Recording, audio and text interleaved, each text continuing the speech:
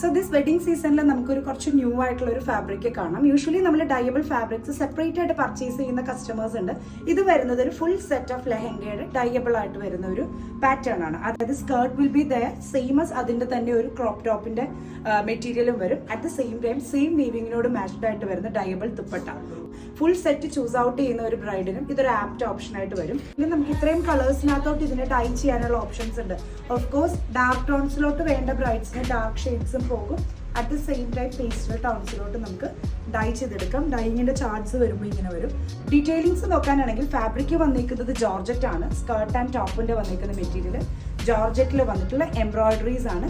Dupatta fabric വരുന്നത് ഡയബിൾ ആയിട്ടുള്ള നെറ്റിൽ സ്കാലപ്ഡ് എഡ്ജസ് ഒക്കെ കൊടുത്തിട്ട് വന്നേക്കുന്നതാണ്. അപ്പോൾ കുറെ കൂടി ഗ്രാൻഡ് ലുക്ക് ആൻഡ് ഫീൽ നിങ്ങൾക്ക് കിട്ടും.